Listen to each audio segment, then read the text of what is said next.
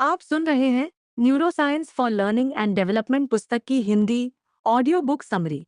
ये किताब बताती है कि हमारा दिमाग कैसे सीखता है और ट्रेनिंग या शिक्षा को अधिक प्रभावी कैसे बनाया जा सकता है। लेखिका स्टेला कॉलिंस के अनुसार, यदि हम न्यूरो साइंस दिमाग का विज्ञान और मनोविज्ञान को समझ लें, तो हम सीखने की प्रक्रिया को बहुत बेहतर बना सकते हैं। नमस्ते दोस्तों, आपका स्वागत है एक ऐसी ऑडियो यात्रा में जहां हम बात करेंगे दिमाग की, सीखने की और उन तरीकों की जिनसे हम अपने प्रशिक्षण और विकास को और बेहतर बना सकते हैं। ये कहानी है स्टेला कॉलिंस की प्रसिद्ध पुस्तक neuroscience for learning and development की, जो हमें बताती है कि कैसे न्यूरोसाइंस और मनोविज्ञान के ज्ञान से हम सीखने की प्रक्रिया को और प्रभावी बना सकते हैं। सोचिए, जब आप कुछ नया सीखते हैं तो आपके दिमाग के अंदर क्या होता होगा? करोड़ों न्यूरॉन्स आपस में कैसे जुड़ते होंगे, कैसे नए रास्ते बनते होंगे और कैसे यादें हमेशा के लिए दिमाग में बस जाती हैं।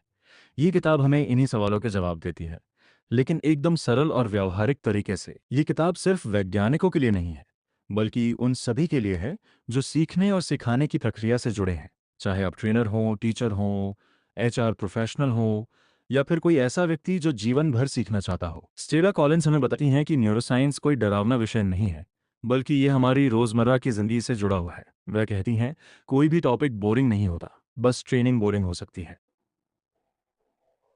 तो चलिए इस यात्रा पर निकलते हैं अपने दिमाग के अंदर की दुनिया को समझने की, ये जानने की कि हम कैसे सीखते हैं और सबसे महत्वपूर्ण बात, हम अपने सीखने को और बेहतर कैसे बना सकते हैं। दिमाग की संरचना, हमारे सीखने का केंद्र, हमारे सिर के अंदर करीब 1.5 किलो का ये अंग, हमारा मस्तिष्क दुनिया की सबसे जटिल और अद्भुत प्रणालियों में से एक है। स्टेला कॉलिंस हमें इसकी यात्रा कराती हैं, लेकिन बहुत सरल और समझने योग्य तरीके से। दिमाग को समझने के लिए वह एक मॉडल का उपयोग करती हैं, ट्रायून ब्रेन मॉडल, जिसे न्यूरोसाइंटिस्ट पॉल मैकलीन ने विकसित किया था। इस मॉडल के अनुसार हमारा दिमाग 3 मुख्य भागों में बनता है, जैसे 3 परतें एक दूसरे के ऊपर बनी हों। सबसे नीचे है ब्रेन स्टेम, जिसे रेप्टिलियन ब्रेन या सरीसृप मस्तिष्क भी कहते हैं। यह हमारे दिमाग का सबसे पुराना हिस्सा है, जो लाखों साल पहले विकसित हुआ था।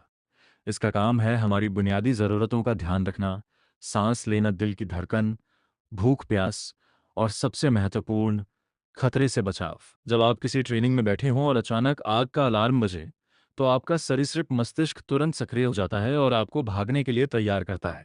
सीखने के लिहाज से यह हिस्सा हमेशा पूछता है, क्या यह सुरक्षित है, क्या मैं सहज हूं? इसके ऊपर है लिम्बिक सिस्टम, जिसे भावनात्मक मस्तिष्क भी कहते हैं। यह हिस्सा हमारी भावनाओं, यादों और सामाजिक व्यवहार से जुड़ा है।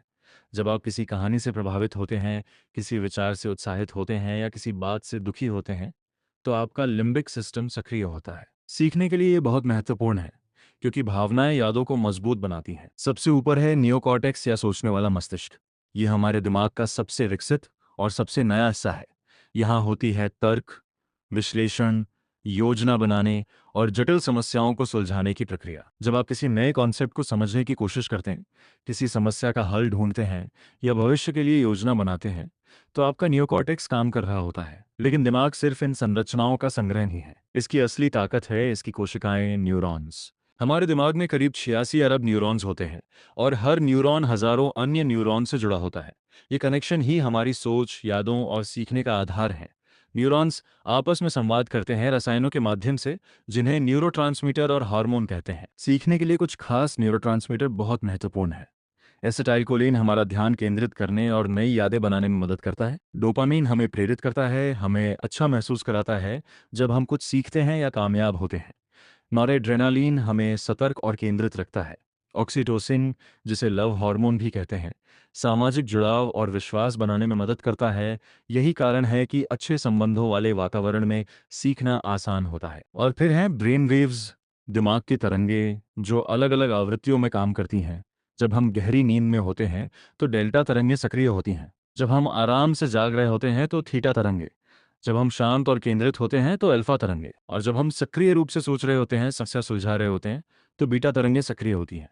सीखने के लिए अल्फा और बीटा तरंगों का संतुलन सबसे उपयुक्त माना जाता है। वैज्ञानिक आज दिमाग को देख सकते हैं विभिन्न तकनीकों से। ईईजी जो दिमाग की विद्युत गतिविधि को मापता है, एमआरआई जो दिमाग की संरचना को दिखाता है, और एफएमआरआई जो ये बताता है कि सोचते समय दिमाग के कौन से हिस्से सक्रिय होते हैं। ये तकनीकें हमें ये समझने में मदद करती हैं कि सीखने के दौरान दिमाग में वास्तव में क्या होता है। न्यूरोमिथ्स, भ्रम और सच्चाई। अब बात करते हैं उन भ्रांतियों की जो न्यूरोसाइंस के नाम पर फैली हुई हैं। स्टेला कॉलिंस एक पूरा अध्याय इस विषय पर समर्पित करती हैं। What to do when someone says neuroscience says, यानी जब कोई कहे न्यूरोसाइंस कहता है तो क्या करें। आपने सुना होगा कि हम अपने दिमाग का केवल 10% ही इस्तेमाल करते हैं। ये सबसे आम न्यूरोमिथ्स में से एक है और ये पूरी तरह गलत है। ब्रेन स्कैन से साफ पता चलता है कि हम अपने दिमाग के हर हिस्से का इस्तेमाल करते हैं, भले ही एक समय में सभी हिस्से सक्रिय न हो। एक और आम मिथक है left brain right brain theory, कि बायां गोलार्ध तार्किक और विश्लेषणात्मक सोच के लिए जिम्मेदार है और दायां गोलार्ध रचनात्मक और कलात्मक सोच के लिए। ये भी एक अति सरलीकरण है। सच्चाई यह है कि दिमाग के दोनों गोलार्ध मिलकर काम करते हैं और अधिकांश गतिविधियों में दोनों की भागीदारी होती है। फिर है न्यूरोलिंग्विस्टिक प्रोग्रामिंग या एनएलपी से जुड़ा मिथक कि लोग विजुअल, ऑडिटरी या काइनेस्थेटिक लर्नर्स होते हैं। हालांकि ये सच है कि लोगों की प्राथमिकताएं अलग हो सकती हैं, लेकिन इस बात का कोई वैज्ञानिक प्रमाण नहीं है कि एक तरीके से सीखना दूसरे से बेहतर होता है। असल में हम सभी कई इंद्रियों के माध्यम से सीखते हैं और बहुसंवेदी अनुभव सीखने को और मजबूत बनाते हैं। तो जब कोई आपसे कहे कि न्यूरोसाइंस साबित करता है कि, तो स्टेला कॉलिंस 6 सवाल पूछने की सलाह देती हैं। पहला, ये शोध किसने किया? क्या ये किसी विश्वविद्यालय का स्वतंत्र शोध है या किसी कंपनी द्वारा प्रायोजित जो अपने प्रोडक्ट को बेचना चाहती है? दूसरा, उनका एजेंडा क्या है? तीसरा, यह पहली बार कहाँ प्रकाशित हुआ? क्या यह किसी प्रतिष्ठित जर्नल में है या किसी मार्केटिंग ब्रोशर में? चौथा, ये कब प्रकाशित हुआ? न्यूरोसाइंस तेज से बदलता विज्ञान है, 15 साल पुराना शोध आज अप्रासंगिक हो सकता है। पांचवा, विज्ञान कैसे किया गया? क्या ये एक छोटे समूह पर किया गया अध्ययन है या बड़े पैमाने पर? और छठा, परिणाम क्या कह रहे हैं? क्या वे वाकई वही कह रहे हैं जो दावा किया जा रहा है? और एक बोनस सवाल, क्या ये शोध मेरे काम से प्रासंगिक है और क्या मैं इसे लागू कर सकता हूँ? स्टेला ये भी याद दिलाती हैं कि अधिकांश मनोवैज्ञानिक शोध पश्चिमी औद्योगिक देशों के लोगों पर किया जाता है, जो दुनिया की आबादी का केवल 12% है। हो सकता है कि यह शोध बाकी 88% लोगों पर लागू न हो। सीखना क्या है? एक प्रक्रिया की खोज अब हम आते हैं सबसे महत्वपूर्ण सवाल पर, सीखना आखिर है क्या? स्टेला कॉलिंस पहले बताई हैं कि सीखना क्या नहीं है। सीखना सिर्फ जानकारी या कंटेंट नहीं है। आप किसी को ढेर सारी जानकारी दे सकते हैं, लेकिन जब तक वह जानकारी उनके व्यवहार में बदलाव नहीं लाती, तब तक सीखना नहीं हुआ। सीखना सिर्फ विकास भी नहीं है, हालांकि विकास सीखने से हो सकता है। और सीखना सिर्फ याददाश्त भी नहीं है, हालांकि याददाश्त सीखने का एक महत्वपूर्ण हिस्सा है। तो सीखना क्या है?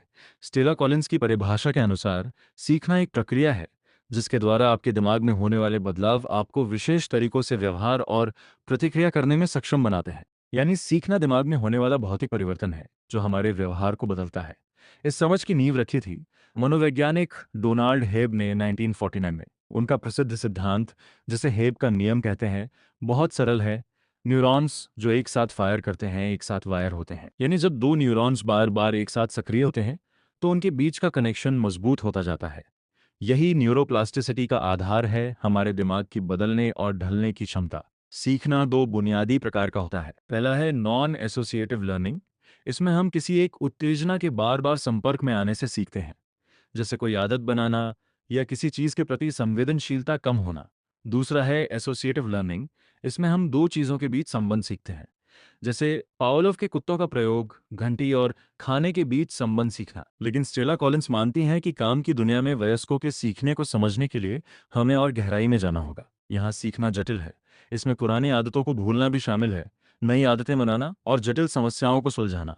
यही कारण है कि हमें न्यूरोसाइंस और मनोविज्ञान दोनों की समझ चाहिए। प्रेरणा, सीखने की चिंगारी।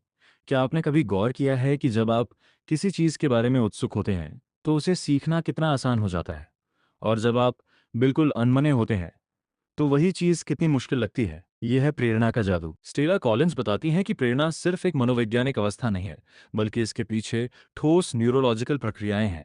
जब हम प्रेरित होते हैं तो हमारे दिमाग में डोपामिन का स्राव होता है, वही न्यूरोट्रांसमीटर जो हमें अच्छा महसूस करता है और हमें पुरस्कार की ओर ले जाता है। वो 5 अवस्थाओं के बारे में बताती हैं जो सीखने के लिए महत्वपूर्ण है। पहली है जिज्ञासा, क्यूरोसिटी। जब हम कुछ नया जानने को उत्सुक होते हैं तो हमारा दिमाग सीखने के लिए तैयार हो जाता है। जिज्ञासा हमारे दिमाग के रिवॉर्ड सेंटर को सक्रिय करती है और हम नई जानकारी को आत्मसात करने के लिए और अधिक ग्रहणशील हो जाते हैं। इसलिए अच्छे ट्रेनर हमेशा लोगों में जिज्ञासा जगाने की कोशिश करते हैं, हैरान करने वाले तथ्यों से, दिलचस्प सवालों से या अनसुलझी समस्याओं से।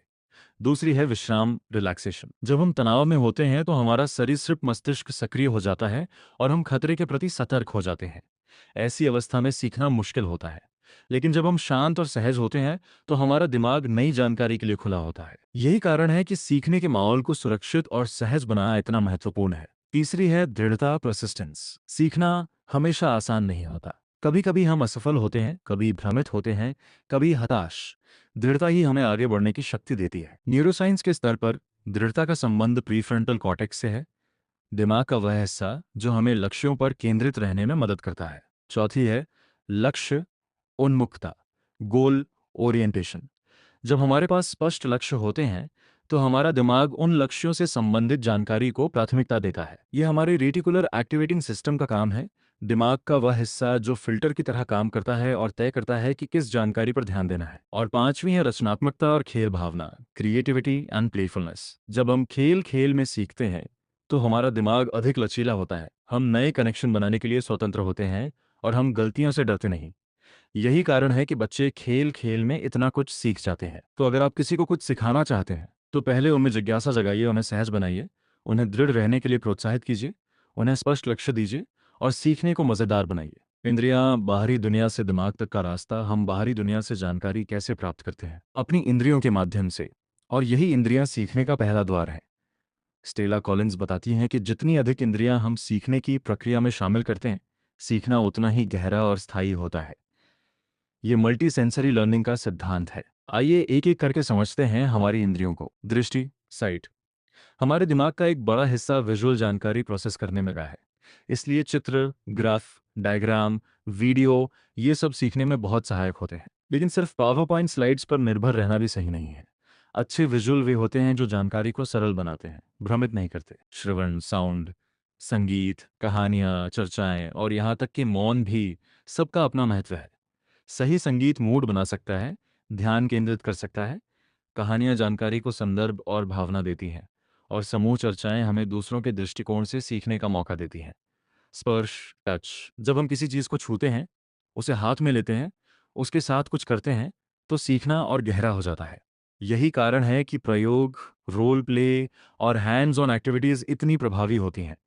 ये काइनेस्थेटिक लर्निंग है, हिलने डुलने और करके सीखने की प्रक्रिया। गंध, स्मेल, ये शायद सबसे कम इस्तेमाल की जाने वाली इंद्री है सीखने में, लेकिन इसकी शक्ति अपार है। गंध सीधे हमारे लिम्बिक सिस्टम से जुड़ती है, जो भावनाओं और यादों का केंद्र है। एक खास गंध तुरंत हमें किसी पुरानी याद में ले जा सकती है। इसलिए कुछ ट्रेनर कमरे में हल्की सुगंध का उपयोग करते हैं ताकि एक सकारात्मक माहौल बन सके और सीखने को उस गंध से जोड़ा जा सके। स्वाद, टेस्ट। खाने पीने की चीजें भी सीखने का हिस्सा हो सकती हैं। ब्रेक के दौरान चाय, कॉफ़ी या किसी थीम से जुड़े स्नैक्स, ये सब सीखने के अनुभव को और समृद्ध बनाते हैं। लेकिन स्टेला कॉलिंस ये भी बताती हैं कि हमारी 5 इंद्रियों के अलावा भी कुछ और इंद्रियां हैं जिनके बारे में हम कम सोचते हैं। एक्सटेरोसेप्टिव सेंसेस, जो हमें बताती हैं कि हमारा शरीर अंतरिक्ष में कहाँ है, जैसे संतुलन, तापमान और दर्द का एहसास। और इंट्रोसेप्टिव सेंसेस, जो हमें बताती हैं कि हमारे शरीर के अंदर क्या हो रहा है, जैसे भूख, प्यास या बीमार महसूस करना। तो अगली बार जब आप कोई ट्रेनिंग डिज़ाइन करें, तो सोचिए आप कैसे इन सभी इंद्रियों को शामिल कर सकते हैं। कैसे एक बहुसंवेदी अनुभव बना सकते हैं जो सीखने को और गहरा और स्थायी बनाए। ध्यान, सीखने का प्रवेश द्वार। ध्यान के बिना सीखना असंभव है। स्टेला कॉलिंस इस अध्याय का शीर्षक रखती हैं, attention, learning and why Goldilocks deserves recognition. Goldilocks? हाँ, वही बच्ची जिसे हर चीज जस्ट राइट चाहिए थी, न बहुत गर्म न बहुत ठंडा। ध्यान के 3 हिस्से होते हैं। पहला है अराउजल, जागरूकता या सतर्कता की अवस्था। बहुत कम जागरूकता में हम सुस्त होते हैं, कुछ सीखना नहीं चाहते। बहुत अधिक जागरूकता में हम तनावग्रस्त होते हैं, खतरे की तलाश में। सीखने के लिए हमें बीच की अवस्था चाहिए, गोल्डीलॉक्स की तरह जस्ट राइट। दूसरा है ओरिएंटेशन, अपना ध्यान किसी खास चीज पर लगाना, जैसे कोई नई आवाज सुनकर उसकी तरफ मुड़ना या किसी दिलचस्प चित्र को देखना। तीसरा है फोकस, एक बार ध्यान लग जाए तो उसे बनाए रखना। ये सबसे कठिन हिस्सा है, खासकर आज के डिजिटल युग में जहां हर तरफ डिस्ट्रैक्शंस है। अब सवाल यह है कि हम लोगों का ध्यान कैसे बनाए रखें। स्टेला कॉलिंस कुछ तरीके बताती हैं। पहला, सही स्तर की उत्तेजना, बहुत बोरिंग मत बनिए और बहुत उत्तेजक भी, बीच का रास्ता निकालिए। दूसरा, बहुसंवेदी इनपुट का उपयोग, जितनी अधिक इंद्रियां सक्रिय होंगी, ध्यान भटकने की संभावना उतनी कम होगी। तीसरा, लोगों को फ्लो की अवस्था में लाइए। फ्लो वह अवस्था है जब हम इतने मग्न होते हैं कि समय का पता ही नहीं चलता। यह तब आता है जब चुनौती और कौशल का स्तर संतुलित हो, न बहुत आसान की बोरियत हो, न बहुत मुश्किल की चिंता हो। चौथा, सेल्फ रेफरेंस बढ़ाइए। जब जानकारी हमसे जुड़ी होती है, हमारे लिए प्रासंगिक होती है, तो हम उस पर अधिक ध्यान देते हैं। इसलिए उदाहरण ऐसे दीजिए जो लोगों की जिंदगी से जुड़े हो। पांचवा, एक्सरसाइज या हिलने डुलने का मौका दीजिए। थोड़ी थोड़ी देर में लोगों को खड़े होने, स्ट्रेच करने या किसी गतिविधि में शामिल होने का मौका देना उनके ध्यान को पुनर्जीवित करता है। छठा, ध्यान को निर्देशित कीजिए कि क्या महत्वपूर्ण है। साफ साफ बताइए कि उन्हें किस पर फोकस करना है। और सबसे शक्तिशाली टूल है सवाल। सवाल पूछना ध्यान केंद्रित करने का सबसे प्रभावी तरीका है। सवाल सेल्फ रेफरेंस बढ़ाते हैं। हम सोचते हैं मेरे लिए इसका क्या मतलब है। सवाल हमें याद करने के लिए मजबूर करते हैं। सवाल सही स्तर का तनाव पैदा करते हैं, यूस्ट्रेस, जो हमें सतर्क रखता है। और सवाल हमारा ध्यान निर्देशित करते हैं कि हमें किस चीज पर सोचा है। तो याद रखिए, अगर आप लोगों का ध्यान चाहते हैं तो सवाल पूछिए और सब कुछ जस्ट राइट रखिए, गोल्डीलॉक्स की तरह। बुद्धिमत्ता और अर्थ, सीखने को सार्थक बनाना। बुद्धिमत्ता, ये शब्द सुनते ही हमारे दिमाग में आईक्यू टेस्ट और नंबर आते हैं, लेकिन स्टेला कॉलिंस बताती हैं कि बुद्धिमत्ता इससे कहीं अधिक व्यापक अवधारणा है।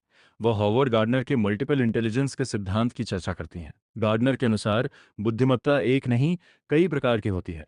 लिंग्विस्टिक इंटेलिजेंस, शब्दों और भाषा में दक्षता। लॉजिकल मैथमेटिकल इंटेलिजेंस, तर्क और संख्याओं में दक्षता। विजुअल स्पेशियल इंटेलिजेंस, चित्रों और स्थान को समझने की क्षमता। बॉडी काइनेस्थेटिक इंटेलिजेंस, शरीर का उपयोग करने की क्षमता। म्यूजिकल इंटेलिजेंस, संगीत और लय में दक्षता। इंटरपर्सनल इंटेलिजेंस, दूसरों को समझने और उनके साथ काम करने की क्षमता। इंट्रापर्सनल इंटेलिजेंस, खुद को समझने की क्षमता। और नेचुरलिस्ट इंटेलिजेंस, प्रकृति को समझने की क्षमता। यहाँ महत्वपूर्ण बात यह है कि हर व्यक्ति में ये सभी बुद्धिमत्ताएं अलग अलग मात्रा में होती हैं। कोई एक तरह से होशियार है, कोई दूसरी तरह से। सीखने के लिहाज से इसका मतलब यह है कि हमें एक ही तरीके से नहीं पढ़ाना चाहिए। हमें ऐसे तरीके खोजने चाहिए जो अलग अलग तरह की बुद्धिमत्ताओं को संबोधित करें। स्टेला कैरल ड्वेक के ग्रोथ माइंडसेट के सिद्धांत की भी चर्चा करती हैं। फिक्स्ड माइंडसेट वाले लोग मानते हैं कि बुद्धिमत्ता स्थिर है, या तो आप होशियार हैं या नहीं। ग्रोथ माइंडसेट वाले लोग मानते हैं कि बुद्धिमत्ता विकसित हो सकती है, मेहनत और सीखने से आप और होशियार बन सकते हैं। ये अंतर बहुत महत्वपूर्ण है। ग्रोथ माइंडसेट वाले लोग चुनौतियों का सामना करते हैं, गलतियों से सीखते हैं और असफलता के बाद भी प्रयास करते रहते हैं। तो एक ट्रेनर के रूप में आपको लोगों में ग्रोथ माइंडसेट विकसित करने में मदद करनी चाहिए। उन्हें बताइए कि उनका दिमाग बदल सकता है, कि मेहनत से वे और सीख सकते हैं, कि गलतियां सीखने का मौका है। और सबसे महत्वपूर्ण, सीखने को सार्थक बनाइए।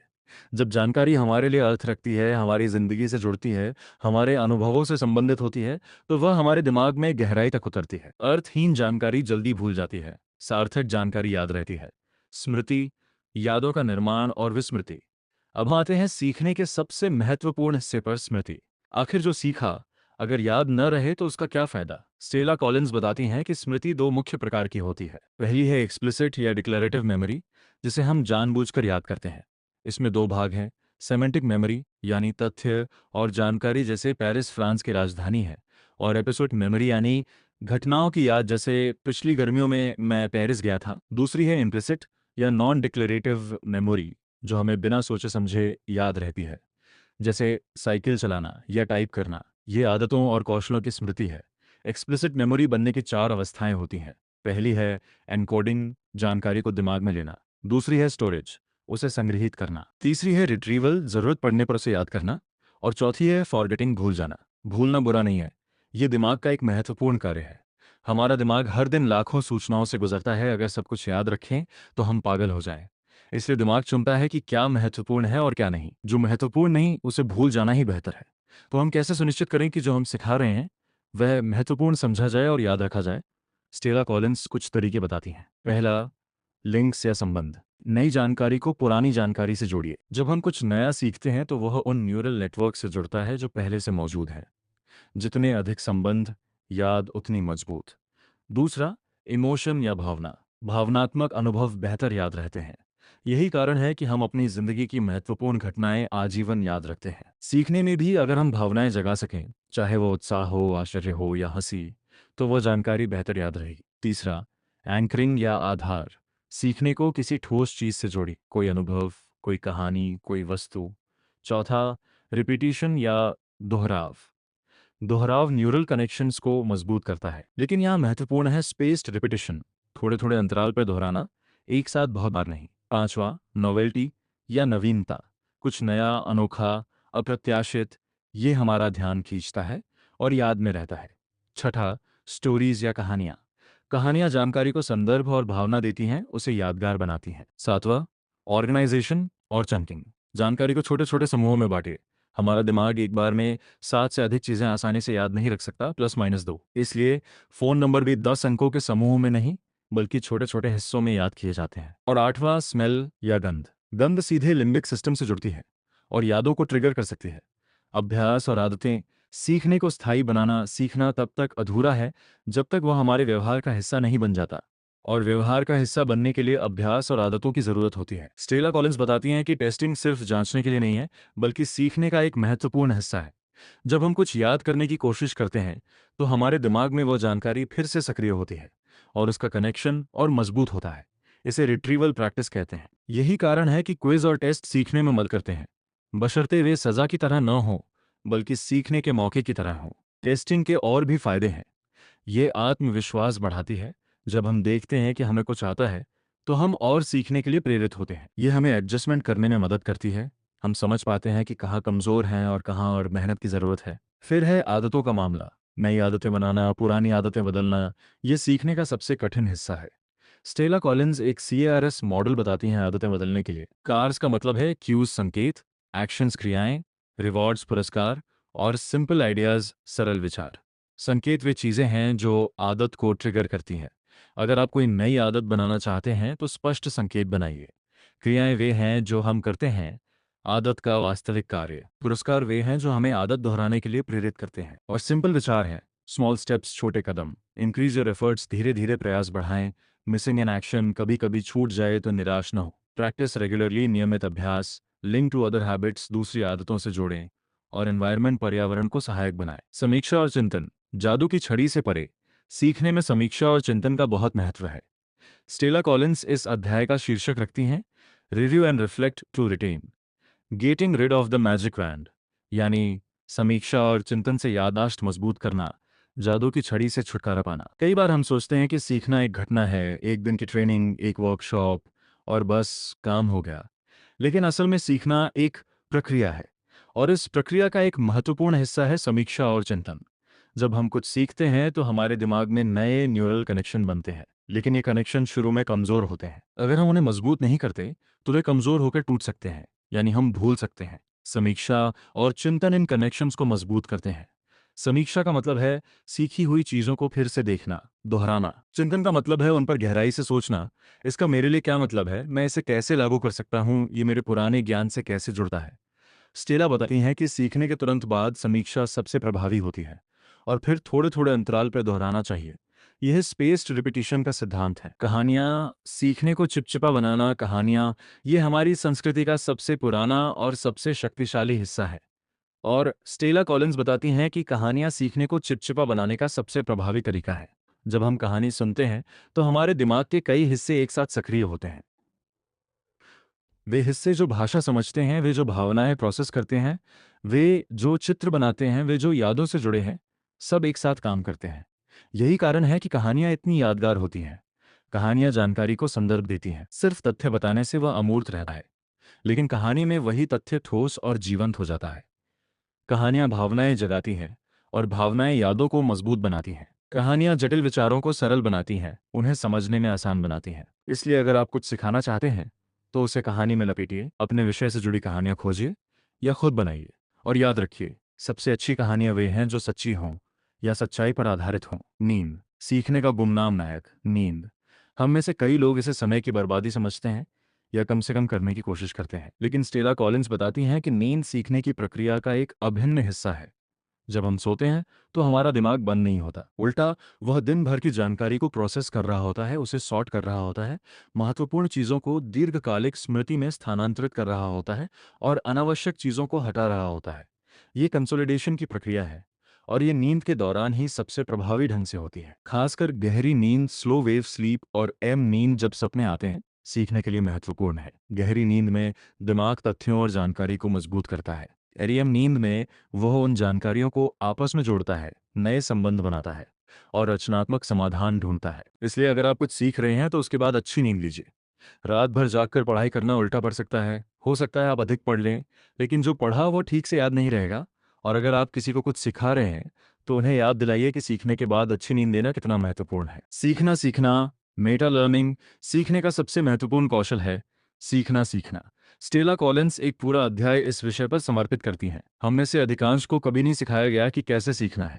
हमें बस स्कूल भेज दिया गया और उम्मीद की गई कि हम सीख लेंगे। लेकिन सीखना एक कौशल है और इसे विकसित किया जा सकता है। जब हम समझते हैं कि हमारा दिमाग कैसे सीखता है, तो हम अपनी सीखने की प्रक्रिया को और प्रभावी बना सकते हैं। हम जान सकते हैं कि कौन से तरीके हमारे लिए सबसे अच्छे काम करते हैं, कब सीखना सबसे अच्छा होता है, कैसे ध्यान केंद्रित रखना है, कैसे याददाश्त मजबूत करनी है। सीखने का मतलब है अपने सीखने के प्रति जागरूक होना, मेटाकॉग्निशन। ये जानना कि हम क्या जानते हैं और क्या नहीं, कहाँ हम मजबूत हैं और कहाँ कमज़ोर, कौन से तरीके हमारे लिए काम करते हैं और कौन से नहीं। डिजिटल सीखना, नए युग में सीखना। आज का युग डिजिटल युग है और सीखना भी डिजिटल हो रहा है। स्टेला कॉलिंस बताती हैं कि डिजिटल लर्निंग के अपने फ़ायदे और चुनौतियां हैं और हमें न्यूरोसाइंस की समझ का उपयोग करके इसे और प्रभावी बनाना चाहिए। डिजिटल लर्निंग का सबसे बड़ा फ़ायदा है लचीलापन। आप कभी भी कहीं भी सीख सकते हैं, लेकिन इसकी सबसे बड़ी चुनौती है डिस्ट्रैक्शंस। जब आप ऑनलाइन होते हैं तो ध्यान भटकाने वाली चीज़ों की कोई कमी नहीं होती। डिजिटल लर्निंग को प्रभावी बनाने के लिए हमें उन्हीं सिद्धांतों का उपयोग करना होगा जो ऑफलाइन लर्निंग के लिए काम करते हैं। ध्यान आकर्षित करना, बहुसंवेदी अनुभव बनाना, अर्थ और प्रासंगिकता सुनिश्चित करना, अभ्यास और समीक्षा के मौके देना। स्टेला एआई और नई तकनीकों की भी चर्चा करती हैं जो सीखने को और व्यक्तिगत और प्रभावी बना सकती हैं। एआई हर व्यक्ति की ज़रूरतों के हिसाब से सीखने का अनुभव तैयार कर सकता है, उसकी प्रगति को ट्रैक कर सकता है और उसे सही समय पर सही सुझाव दे सकता है। स्वायत्त सीखने की संस्कृति, काम के प्रवाह में सीखना। तीसरे संस्करण में स्टेला कॉलिंस ने एक नया अध्याय जोड़ा है, स्वायत्त सीखने की संस्कृति बनाकर। आज की तेजी से बदलती दुनिया में सीखना कभी खत्म नहीं होता। हमें लगातार नए कौशल सीखते रहना होता है, नई तकनीकों के साथ तालमेल बिठाना होता है। ऐसे में सीखना सिर्फ ट्रेनिंग रूम या ऑनलाइन कोर्स तक सीमित नहीं रह सकता, इसे काम के प्रवाह में शामिल होना चाहिए। Learn in the flow of work. Stella बताती हैं कि संगठनों को ऐसा माहौल बनाना चाहिए जहां सीखना स्वाभाविक रूप से होता रहे, जहां लोग खुद सीखने के मौके तलाशें, जहां सीखना किसी अतिरिक्त बोझ की तरह न लगे बल्कि काम का एक अभिन्न हिस्सा हो। इसके लिए जरूरी है कि नेता खुद सीखते रहें और दूसरों को सीखने के लिए प्रोत्साहित करें। जरूरी है कि ऐसे टूल्स और रिसोर्सेज उपलब्ध हों जिनका उपयोग लोग जरूरत पड़ने पर कर सकें, और जरूरी है कि सीखने को मान्यता और पुरस्कार मिले। भविष्य, नई संभावनाएं। किताब के अंतिम अध्यायों में स्टेला भविष्य की ओर देखती हैं। न्यूरोसाइंस तेजी से बदल रहा है, नई खोजें हो रही हैं, नई तकनीकें आ रही हैं। हम और बेहतर तरीके से समझ पाएंगे कि सीखने के दौरान दिमाग में क्या होता है। हम और व्यक्तिगत सीखने के अनुभव बना पाएंगे, हर व्यक्ति के दिमाग की बनावट और ज़रूरतों के हिसाब से। हम और प्रभावी तरीके खोज पाएंगे, याददाश्त मजबूत करने के, ध्यान केंद्रित रखने के, प्रेरणा बनाए रखने के। लेकिन स्टेला एक महत्वपूर्ण बात याद दिलाती है, न्यूरोसाइंस एक उपकरण है, कोई जादू नहीं। ये हमें बेहतर तरीके से सीखने और सिखाने में मदद कर सकता है, लेकिन इसके लिए हमें इसे सही तरीके से समझना और लागू करना होगा। हमें न्यूरोमिथ से बचना होगा, आलोचनात्मक सोच रखनी होगी और हमेशा सीखते रहना होगा। उपसंहार, यात्रा का अंत और नई शुरुआत। तो दोस्तों, यह थी स्टेला कॉलिंस की किताब neuroscience for learning and development की कहानी। हमने यात्रा की अपने दिमाग के अंदर, समझा कि न्यूरॉन्स कैसे काम करते हैं, कैसे नए कनेक्शन बनते हैं, कैसे यादें बनती और मजबूत होती हैं।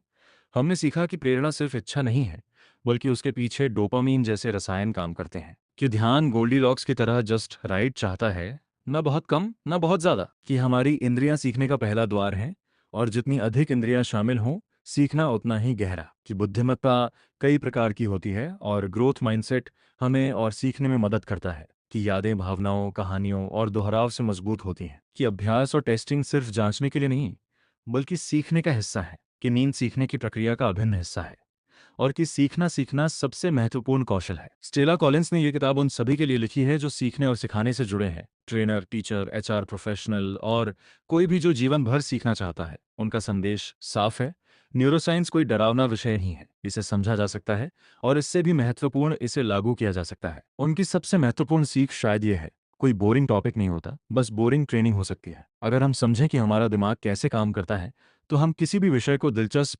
यादगार और प्रभावी बना सकते हैं। तो अगली बार जब आप कुछ सीखें या सिखाएं, तो इन बातों को याद रखिए। अपने दिमाग को समझिए, उसकी ज़रूरतों का ख्याल रखिए और उसे वह माहौल दीजिए जिसमें वह सबसे अच्छा सीख सके। और सबसे महत्वपूर्ण, सीखने का आनंद लीजिए, क्योंकि जब सीखना आनंददायक होता है तो दिमाग अपने सबसे अच्छे रूप में काम करता है। ये यात्रा यहीं खत्म नहीं होती। जैसे स्टेला कहती हैं, ये एक यात्रा का अंत है और दूसरी यात्रा की शुरुआत। अभी आप पर है कि आप इस ज्ञान को अपनी ज़िंदगी में, अपने सीखने में, अपने सिखाने में कैसे लागू करते हैं। तो चलिए इस नई यात्रा पे निकलते हैं, अपने दिमाग को समझने और बेहतर सीखने की यात्रा पर। धन्यवाद दोस्तों। ऐसी ही दिल को छू लेने वाली किताबों से जुड़ने के लिए हमारे चैनल को सब्सक्राइब करें, क्योंकि अच्छी किताबें दिल ही नहीं, रूह तक उतर जाती हैं। धन्यवाद।